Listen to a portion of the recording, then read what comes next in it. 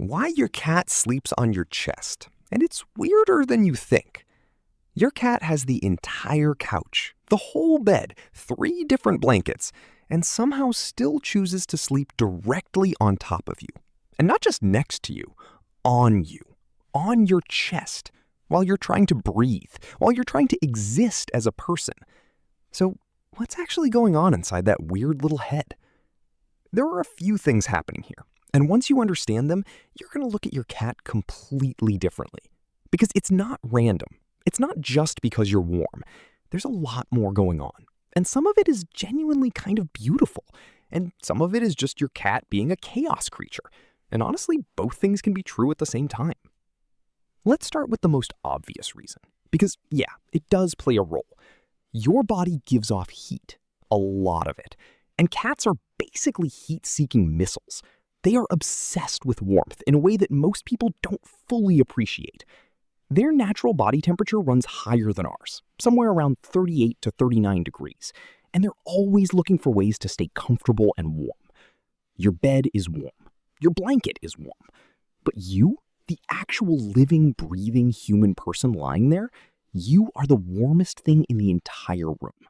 You are a giant radiator with a pulse. And your chest, specifically, stays warmer than your legs or your arms, especially under blankets. So from a pure temperature standpoint, your cat has found the best spot in the house, and they know it. But here's the thing. That's not the whole story. Not even close. Your cat can hear your heartbeat when they're lying on your chest. And this is where things get really interesting. Think about what a kitten's first weeks of life look like. They're piled up with their siblings, on top of their mom. They hear her heartbeat constantly. They feel her chest moving up and down while she breathes. They feel warm and safe and completely protected. That feeling gets attached to those sounds. The heartbeat, the breathing rhythm, the warmth. It all gets connected to this deep sense of safety in their brain from a very early age. And then they grow up, and they end up in your house, and they find you lying in bed. And something in their brain goes, wait, this feels familiar. The warmth, the heartbeat, the breathing. You, without knowing it, became a replacement for that feeling. You became their comfort. You became their safe place. You basically became their mom. Congratulations on your new role. Now, here's the part that people really don't talk about enough. Cats are not social animals in the same way dogs are. They don't just go up to anyone and fall asleep on them. They don't trust easily. In the wild, sleeping is one of the most dangerous things any small animal can do, because when you're asleep, you can't defend yourself. So when a cat decides to close their eyes and sleep on top of you, right there on your chest, that is a massive statement of trust.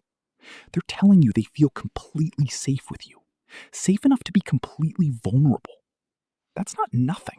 That's actually a huge deal if you understand how cats think. So if your cat does this to you, you should feel genuinely good about it. Not just because it's cute, but because it means you've built real trust with this animal. And that doesn't happen by accident. There's also something else going on that's a little more territorial, but in a nice way. Cats communicate a lot through scent. Your chest is covered in your smell. When your cat sleeps there, they're mixing their scent with yours. It's a bonding behavior. They're marking you as part of their group. In cat language, they're saying, you're mine, and I'm yours, and this whole situation is good. It's actually a form of affection, even if it doesn't look like what you'd expect affection to look like. Now, let's talk about something that blows people's minds when they hear it. A lot of cat owners notice that their cats get way more clingy and want to be on their chest specifically when the owner is sick. Like, you have a cold, and suddenly your cat, who usually keeps to themselves, is right there around you. There are a few reasons this might happen. One is that when you're sick, your body temperature goes up, so you become even more attractive as a heat source. Another is that when you're sick, you're lying still for longer periods, which makes you a more stable and predictable resting spot. But there's also a theory that cats can actually sense that something is off with you. Cats have a sense of smell that is estimated to be somewhere between 14 and 16 times stronger than ours. Changes in your body chemistry when you're ill, things like changes in hormones or metabolic processes, produce different smells. Cats might pick up on this, even if they don't understand what it means. Some researchers believe they respond to it instinctively, moving closer when they sense something is different. Whether they're trying to comfort you or just reacting to the change, we honestly don't know for sure. But it happens too often, across too many different cats and owners, to be pure coincidence.